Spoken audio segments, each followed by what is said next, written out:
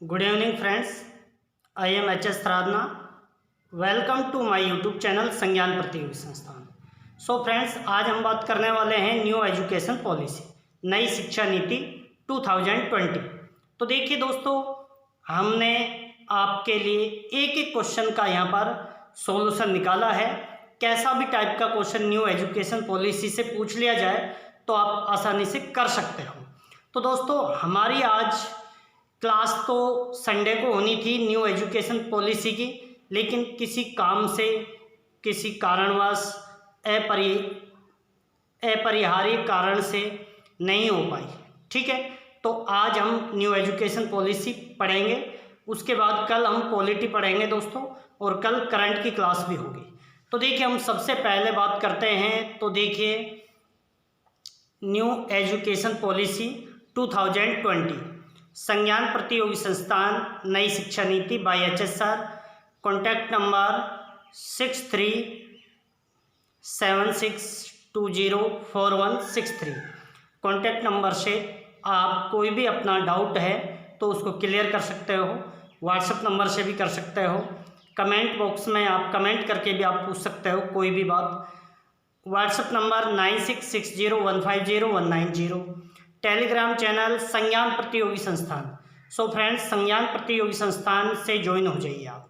ठीक है, तो देखिए, अब हम चलते हैं, एक एक पॉइंट को क्लियर करने वाले हैं।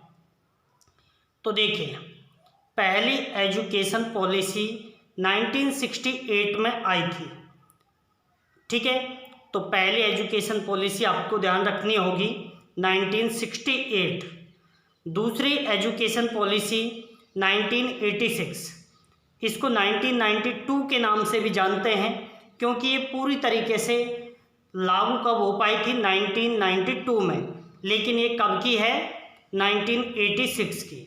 इसके बाद नई शिक्षा नीति 2020। अब हम बात करते हैं। तो देखिए, इसमें क्या किया गया है दोस्तों, जो HRD मिनिस्ट्री है, यानी मानव संसाधन मंत्रालय, उसका नाम चेंज कर दिया गया है और उसको एजुकेशन मिनिस्ट्री कर दिया है, यानी शिक्षा मंत्रालय। ठीक है, तो देखिए, हम आगे बात करते हैं, एक एक पॉइंट को यहाँ से क्लियर करते रहेंगे। मानव संसाधन मंत्रालय का नाम बदलकर शिक्षा मंत्रालय कर दिया गया है, और अभी मानव संसाधन मंत्री रमेश पोखरियाल निशंक हैं, तो उन्हीं के अंडर में ये काम करेगा।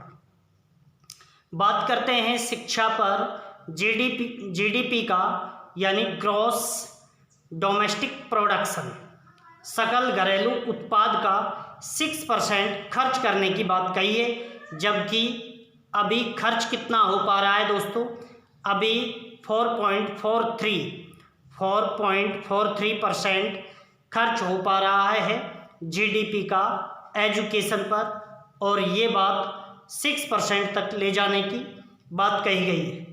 आगे हम बात करते हैं, नेक्स्ट पॉइंट को देखते हैं।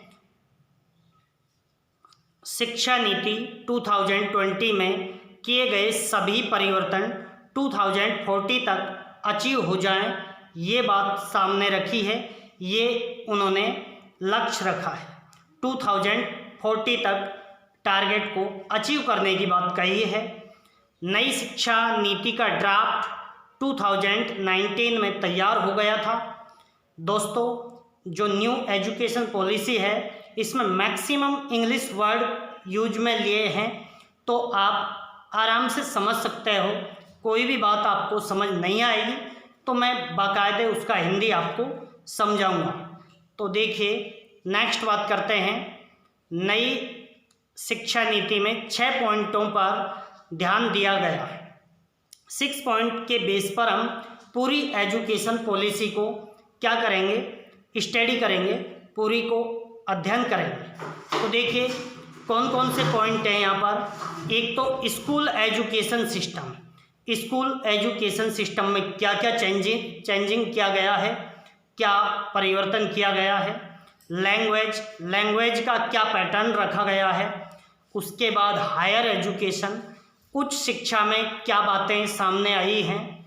तो देखिए, higher education, technology in education यानी शिक्षा में तकनीकी का प्रयोग, फाइनेंस, वित्त कितना रखने की बात कही है, और इम्प्लीमेंटेशन कब तक इसको इम्प्लीमेंट किया जा सकता है। तो दोस्तों वैसे तो 2022 तक जो बोर्ड स्कूल एजुकेशन है वो लगभग 2022-23 तक हल होने की बात कही है, तब तक लागू होने की बात कही गई है न्यू एजुकेशन पॉलिसी में, NEP। बात ध्यान रखनी है आपको, लेकिन पूरा जो इम्प्लीमेंटेशन हो पाएगा, अचीवमेंट, सारे टारगेट को कब तक अचीव कर पाएंगे, 2040। अब हम एक एक पॉइंट को यहाँ से क्लियर करेंगे। तो पहला पॉइंट है हमारा स्कूल एजुकेशन सिस्टम।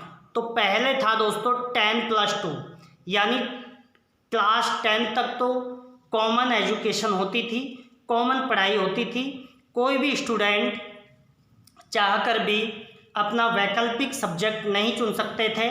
फिर +2 यानी 11th और 12th में, 11th में जाकर सब्जेक्ट चुन सकते थे। लेकिन अभी क्या फॉर्मेट कर दिया गया, ये अच्छे से याद रखना है। पहले क्या था 10+2 यानी 10th तक कॉमन एजुकेशन, हर स्टूडेंट चाहकर भी कोई नया पॉइंट नहीं, नया सब्जेक्ट नहीं ले सकता था। जैसे कोई मैथ्स में वीक है तो मैथ्स पढ़ना ही पड़ेगा उसको। लेकिन अब क्या है, काफ़ी चेंजिंग किया गया है, चेंजिंग बहुत ज़्यादा हुई है। तो देखिए अब क्या है 5+3+4 5+3+3+4 फॉर्मेट, यानी 5 वर्ष का तो प्राइमरी एजुकेशन है, उसको भी 2 भागों में डिवाइड किया गया है। 3 इयर्स का प्री प्राइमरी और 2 इयर्स का प्राइमरी, यानी 3 इयर्स में कौन कौन सी क्लासें होंगी दोस्तों। 3 इयर्स में होंगी एक तो जैसे नर्सरी, LKG, UKG, और उसके बाद 1 और 2, ये क्या है प्री प्राइमरी एजुकेशन है। उसके बाद 3, नेक्स्ट 3 में मिडिल एजुकेशन है, यानी क्लास 2, 3, 4, 5। फिर उसके बाद मिडिल है दोस्तों, प्राइमरी हो गया, फिर मिडिल में क्या है, एक तो 6, 7 और 8 और 4 यानी 9 से 12, और अब 9वीं क्लास में ही सब्जेक्ट चुन सकते हैं। तो देखिए हम यहाँ पर एक एक पॉइंट को क्लियर करेंगे। फाउंडेशन स्टेज बोला गया है पहले वाले 5 को, इसको क्या बोला गया है दोस्तों, फाउंडेशन स्टेज। उसके बाद जो नेक्स्ट 3 है उसको प्राइमरी बोला गया है। उसके बाद नेक्स्ट 3 है उसको क्या बोला गया है, मिडिल, और फिर 9 to 12 इसको बोला गया है सेकेंडरी एजुकेशन। तो देखिए अब हम एक एक पॉइंट को यहाँ पर क्लियर करते हैं। पहले 5 देखिए दोस्तों, ये है यहाँ पर इस तरीके से है 5+3+3+4। तो हम फाउंडेशन में ये वाला पढ़ेंगे। फाउंडेशन जो स्टेज है उसमें पहले 5 क्लास कौन कौन सी होंगी। तो देखिए इसको 2 भागों में बांटा गया है। फाउंडेशन क्लास को 2 पार्ट्स में डिवाइड किया गया है। एक तो 3 इयर्स प्री प्राइमरी, जैसे nursery, LKG, UKG।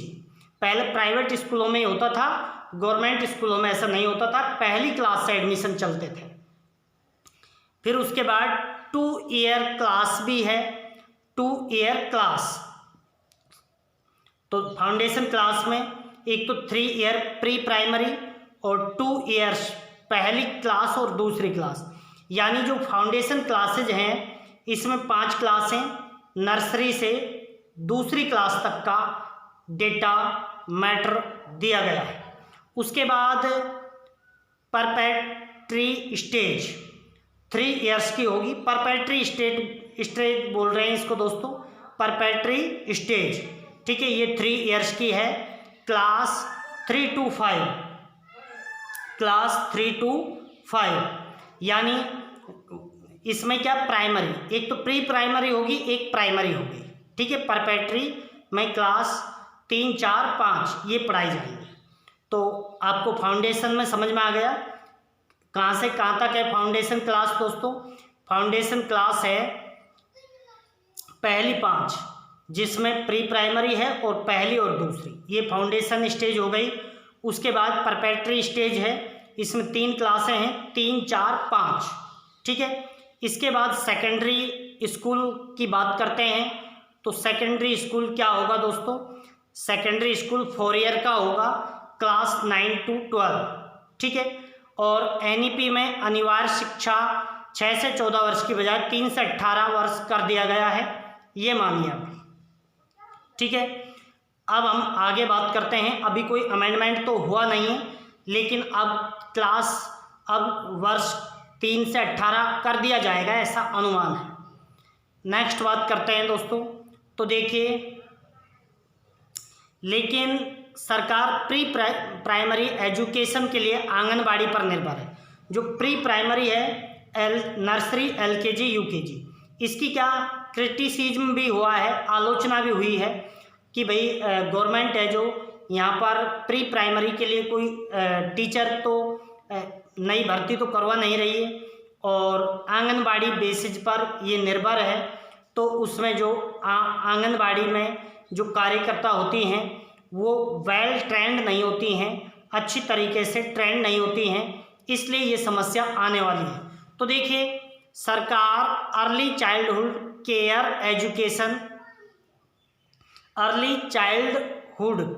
Education ECE के लिए आंगनबाड़ी कार्यकर्ताओं पर निर्भर है, लेकिन ये सभी वेल क्वालिफाइड नहीं हैं। जो आंगनबाड़ी कार्यकर्ता हैं, प्री प्राइमरी एजुकेशन के लिए गवर्नमेंट आंगनबाड़ी कार्यकर्ताओं पर डिपेंड है, लेकिन ये वेल क्वालिफाइड नहीं है। इसके बाद हम आगे बात करते हैं। तो देखिए, बोर्ड एग्जाम पैटर्न की बात करते हैं। बोर्ड एग्जाम पैटर्न किस तरीके से बदला है। तो देखिए, 10th क्लास और 12th क्लास को बोर्ड रखा गया है, लेकिन इसमें परसेंटेज की अहमियत कम कर दी गई है, और वर्ष में 2 बार एग्जाम कंडक्ट करवाया जाएगा। तो पहले एग्जाम में यदि स्टूडेंट डाउन महसूस कर रहा है अपने आप को कि भाई मेरे तो अच्छे मार्क्स नहीं है, दोनों एग्जामों के बेस पर परसेंटेज होगी, तो दूसरे एग्जाम में वो अच्छी तैयारी कर सकता है, ठीक है। तो 10th और 12th अभी दोस्तों जैसे 2021 है, 22 है, इनमें तो अभी वो पुराना वाला पैटर्न ही चलेगा, 2023 से लगभग ये स्टार्ट हो जाएगा, ठीक है। दूसरा पॉइंट देखते हैं बोर्ड पैटर्न की।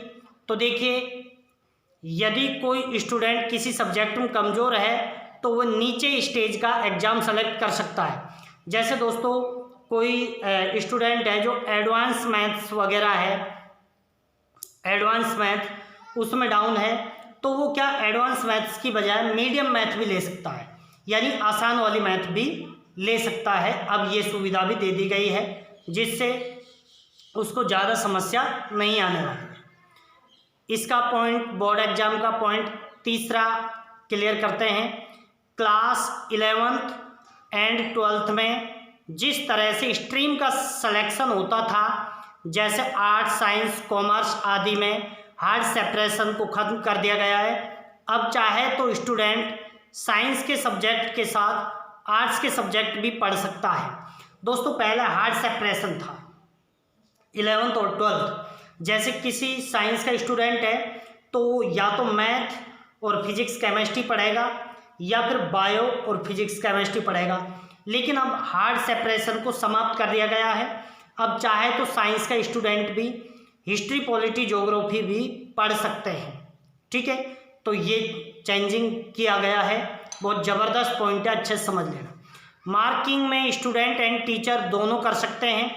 देखिए मार्किंग कैसे होगी दोस्तों, जैसे भाई एक क्लास है उसमें 50 स्टूडेंट है और कोई अमन नाम का स्टूडेंट बहुत इंटेलिजेंट है लेकिन उसके मार्क्स कम आ रहे हैं, तो वहाँ पर स्टूडेंट भी ये कहेंगे कि इसको अच्छे मार्क्स देने चाहिए, यानी पेयरिंग में मार्किंग होंगी, स्टूडेंट भी मार्किंग करेंगे और टीचर्स भी, ठीक है। तो ये आपको अच्छे से ध्यान रखना है। इसमें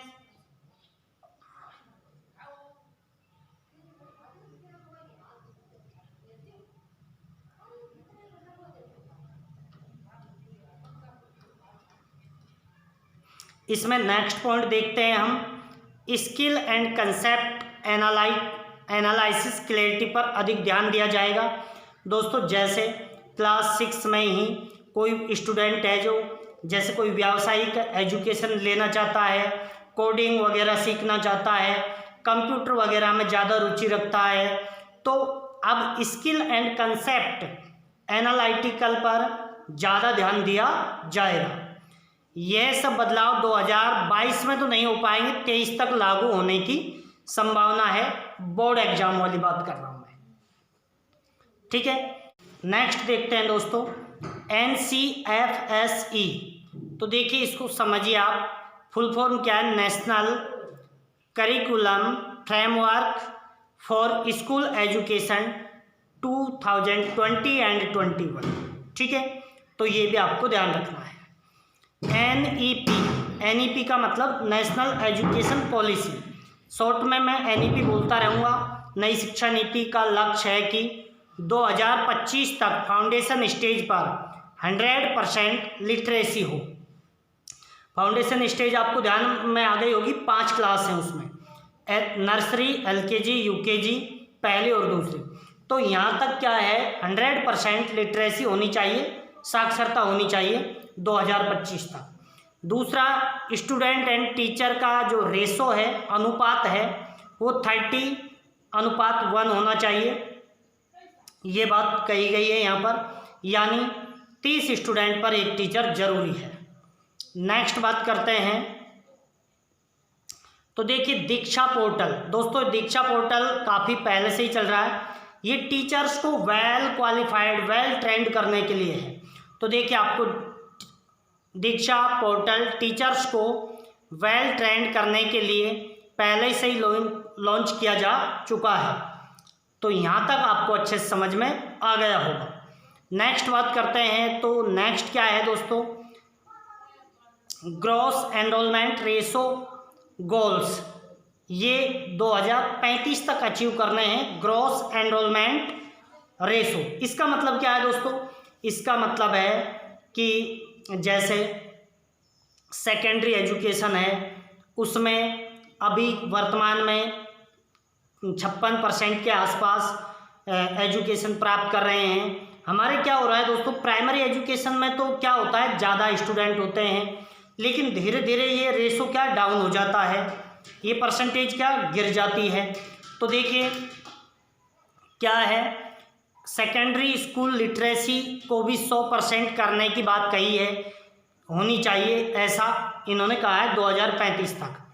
और 11-12 की बात है, वर्तमान में कितना है ये, 56.5%, और 100% तक लाने की बात कह रहे हैं लिटरेसी, किनकी, 11th-12th की, 2035 तक।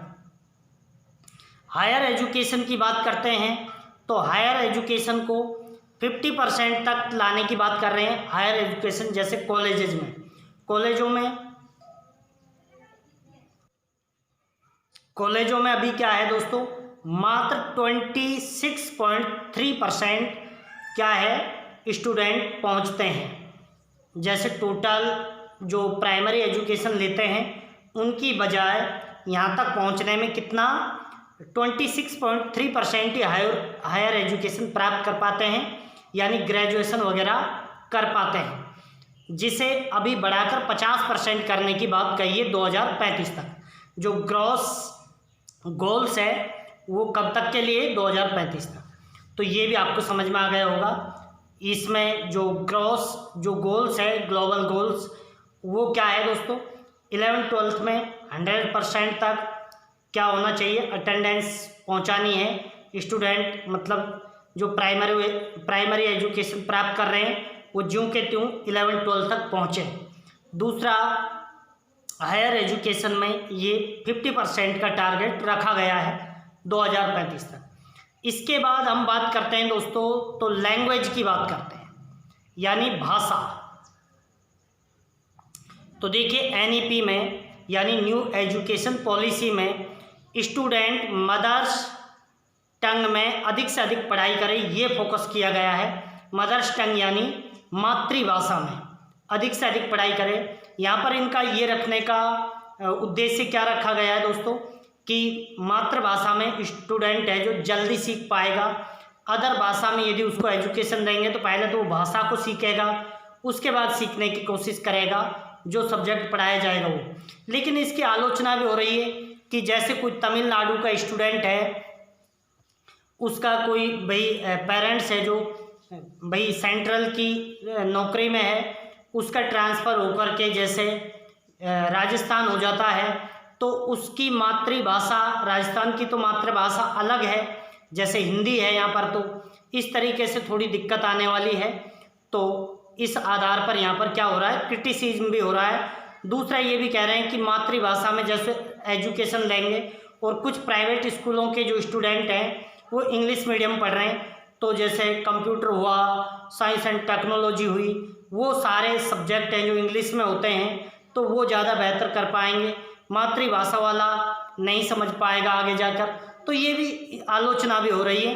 बाकी इनका उद्देश्य यह है कि मातृभाषा में पढ़ाई जल्दी समझ आएगी। स्टूडेंट जहाँ तक संभव हो मातृभाषा में, स्थानीय भाषा में एवं क्षेत्रीय भाषा में पढ़ाई करें, यानी mother tongues, local language and regional language, इनमें पढ़ाई करें। ठीक है। 3 लैंग्वेज फॉर्मूला है दोस्तों।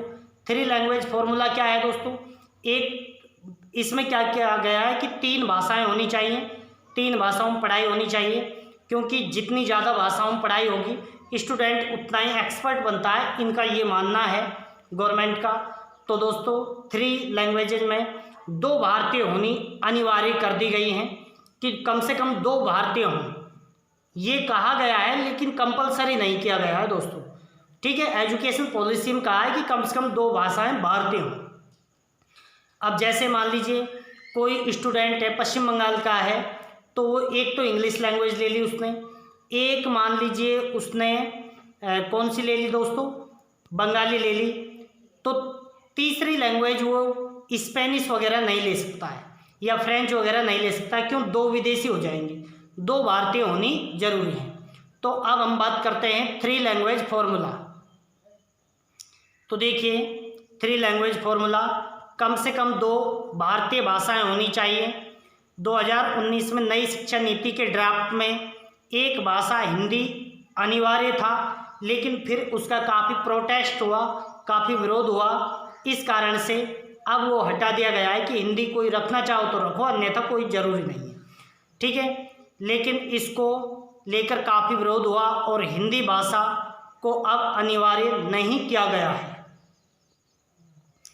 इसके बाद हम आगे बात करते हैं तो मदर्स टंग की आलोचना किस प्रकार से हो रही है दोस्तों। इसका ये कहकर आलोचना की गई कि English is the dominant language like internet, science and technology, कि भाई इंग्लिश है जो बहुत महत्वपूर्ण लैंग्वेज है, computer, science and technology, internet, इन चीज़ों को देखते हुए तो क्या कहा गया है, English is the dominant language like internet, science and technology. ठीक है, तो ये बात आपको समझ में आ गई। इसके बाद आगे पॉइंट आता है दोस्तों, तो देखिए दूसरा आता है कॉलेज एडमिशन एंट्रेंस एग्जाम। तो दोस्तों कॉलेज एडमिशन एंट्रेंस एग्जाम, दोस्तों पहले क्या हर कॉलेजेस का जैसे DU का अलग एंट्रेंस एग्जाम हुआ करता था, तमिलनाडु में कोई यूनिवर्सिटी है तो उसका अलग, और RU राजस्थान यूनिवर्सिटी वाले अलग एग्ज़ाम दिया करते थे। ठीक है, इस आधार पर क्या होता था, एंट्रेंस। लेकिन अब क्या कर दिया गया, एक कॉमन पेपर होगा और एक सब्जेक्ट का पेपर होगा। कॉमन पेपर में सारे सब्जेक्ट होंगे, जैसे भाई GK है, मैथ्स है, हिंदी है, इंग्लिश है, ये सारे होंगे। और सब्जेक्ट का, जिस सब्जेक्ट को कोई स्टूडेंट चुनना चाह रहा है, जिस सब्जेक्ट को कोई स्टूडेंट चुनना चाह रहा है, जैसे वो ग्रेजुएशन किस में करना चाहता है, पॉलिटी, हिस्ट्री, ज्योग्राफी में, तो उनका अलग पेपर होगा। तो देखिए CEE कॉमन एंट्रेंस एग्जाम, इसे नेशनल टेस्टिंग एजेंसी NTA द्वारा कंडक्ट करवाया जाएगा। तो CEE होगा इस कॉमन एंट्रेंस एग्जाम, इसे NTA नेशनल टेस्टिंग एजेंसी द्वारा कंडक्ट करवाया जाएगा, ठीक है। लेकिन इसी के साथ दूसरा एग्जाम भी होगा, कॉमन एंट्रेंस एग्जाम के आधार पर भारत की विभिन्न यूनिवर्सिटीज में एडमिशन दिया जाएगा। इसमें एक कॉमन एप्टीट्यूड टेस्ट होगा एवं दूसरा सब्जेक्ट वाइज टेस्ट होगा। तो एक तो कॉमन एप्टीट्यूड टेस्ट होगा, कॉमन एंट्रेंस एग्जाम में 2 पेपर होंगे, एक तो कॉमन एप्टीट्यूड टेस्ट और एक सब्जेक्ट का। समझ में आ गया होगा आपको। नेक्स्ट बात करते हैं कॉमन एंट्रेंस टेस्ट भी वर्ष में 2 बार करवाया जाएगा। जैसे एक बार किसी स्टूडेंट का एडमिशन नहीं हो पाया, उसका अच्छा स्कोर नहीं आ पाया है, तो वर्ष उसकी पूरी 1 साल बिगड़ जाती है।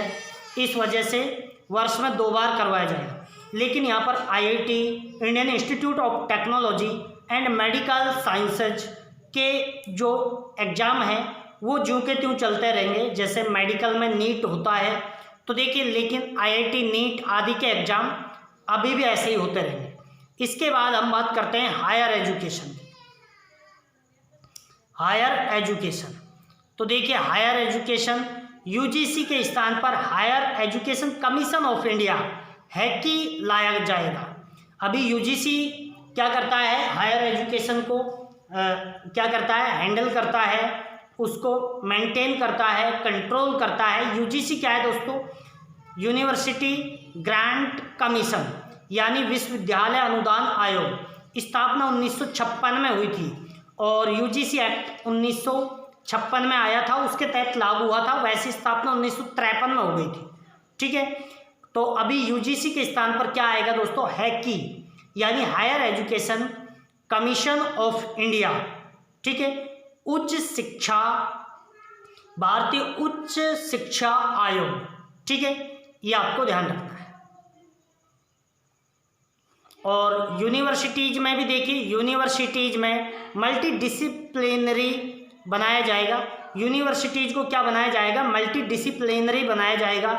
इसका मतलब क्या है दोस्तों, इसका मतलब यह है जैसे कोई IIT का कॉलेज है, उसमें आर्ट्स के, ह्यूमैनिटीज के ये सब्जेक्ट भी रखे जाएंगे दोस्तों, या आर्ट्स के कॉलेज में मैथ्स वगैरह भी रखा जाएगा, साइंस भी रखा जाएगा।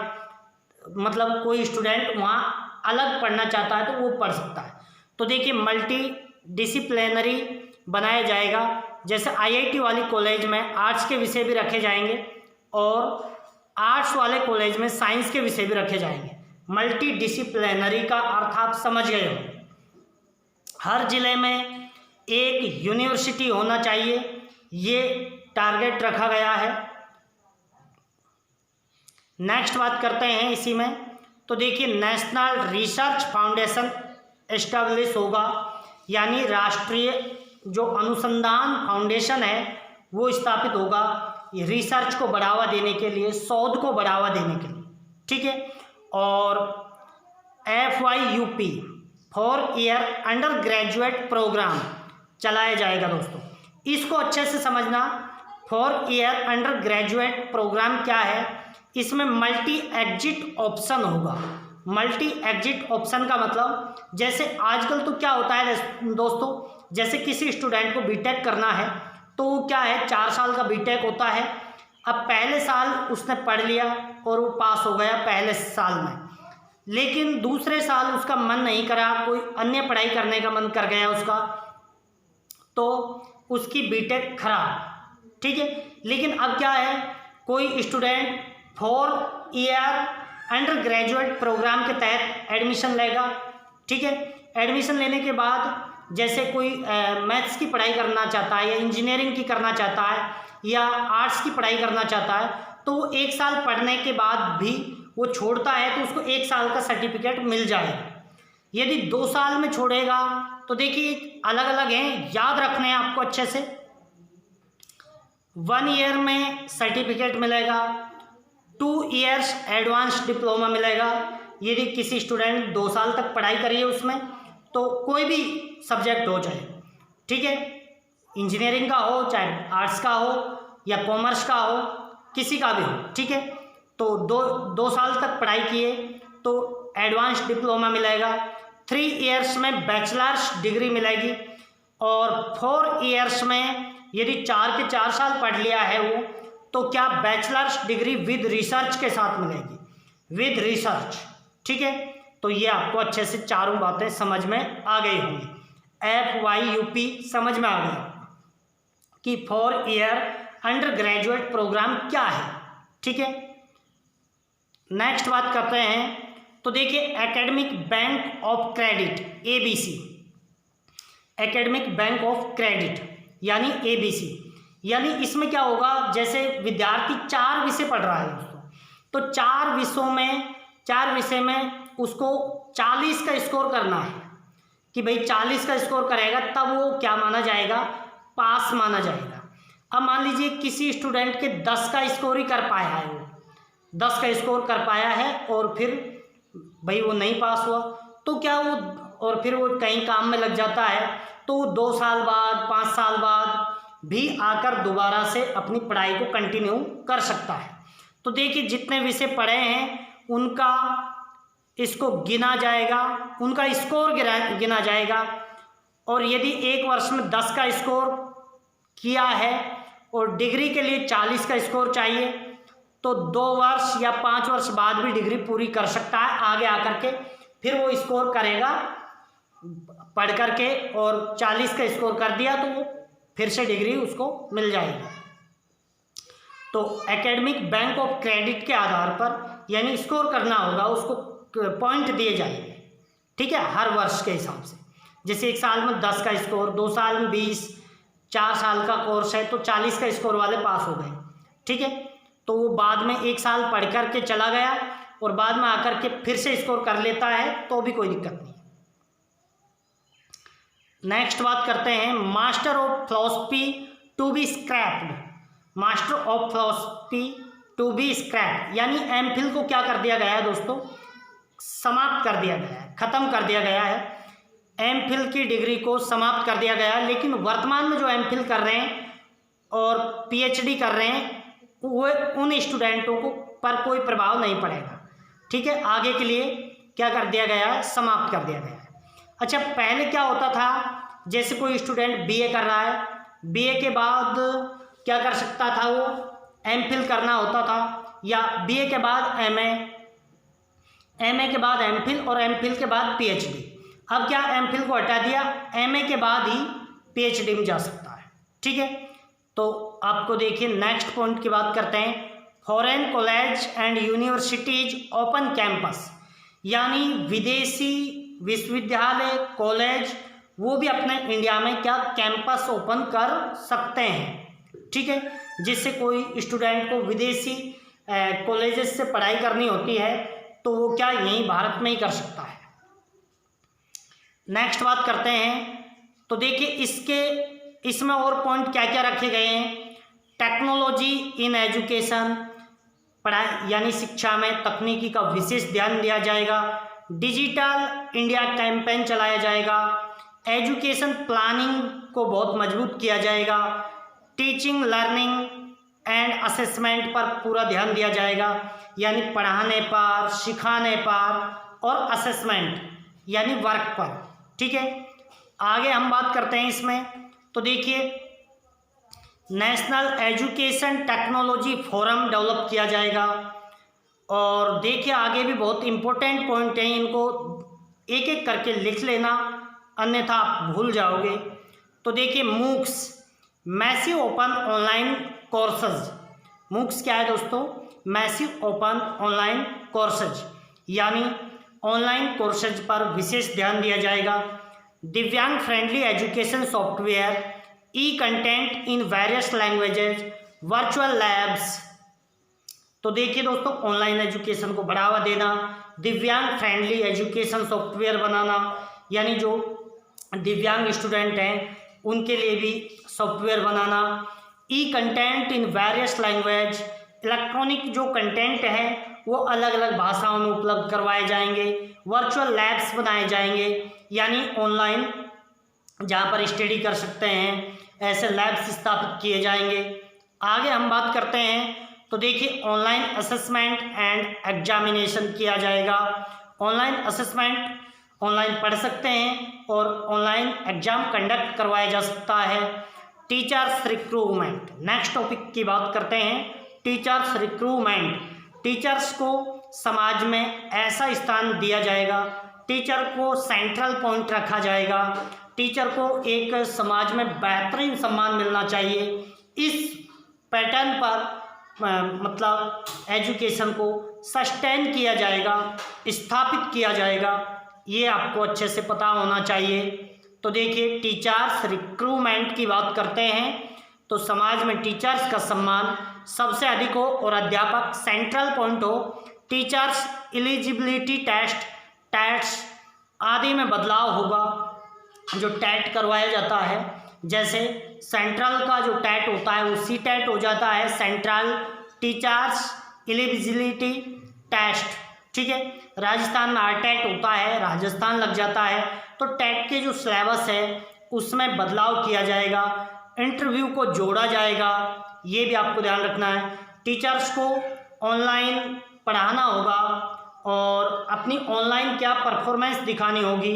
टीचर्स ऐसे सेलेक्ट किए जाएंगे जो क्या हो, या तो मदर्स टंग में, लोकल लैंग्वेज में, रीजनल लैंग्वेज में, इनमें पढ़ाते हों, मातृभाषा, स्थानीय भाषा और क्षेत्रीय भाषा में अच्छे से स्टूडेंट को पढ़ा सकें, समझा सकें, इस बात पर पूरा फोकस किया जाएगा।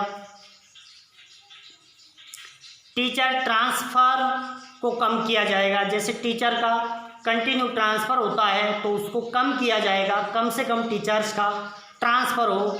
टीचर्स योग्यता 4 ईयर्स बीएड डिग्री होगी, जैसे 4 साल में बीएड कर सकते हैं, 12वीं के बाद 4 वर्ष का बीएड, जो राजस्थान में ऑलरेडी शुरू कर दिया गया है, ये बात भी आपको ध्यान रखनी है।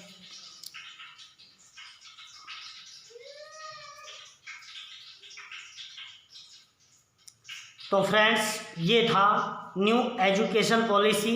हर पॉइंट को हमने डिस्कस किया है, बेहतरीन तरीके से डिस्कस किया है। आपको कहीं से भी पढ़ने की ज़रूरत नहीं है, कोई भी आप बुक लाकर पढ़ोगे सारी यही बातें होंगी आप, और वो भी टॉप लेवल की बुक लाओगे तब जा कर के। मैंने ये पूरा मैटर कहाँ से लिया है दोस्तों, HRD मिनिस्ट्री से लिया है, जिसमें रिपोर्ट तो 300 पेजेज की है, लेकिन इसमें से जो मोस्ट हमने हमारे एग्ज़ाम के लिहाज से इम्पोर्टेंट हैं वो हमने यहाँ पर कलेक्ट करके आपको पूरा एजुकेशन, न्यू एजुकेशन पॉलिसी अच्छे से समझाया है। तो फ्रेंड्स यदि आप चैनल पर नए हो तो चैनल को सब्सक्राइब करें, बेल आइकन को प्रेस करें और वीडियो को कंटिन्यू शेयर करते रहें, लाइक करते रहें, कमेंट करते रहें। कोई भी डाउट हो तो उसको क्लियर करें दोस्तों, ये आपका कर्तव्य रहेगा। थैंक यू दोस्तों, जय हिंद, जय भारत।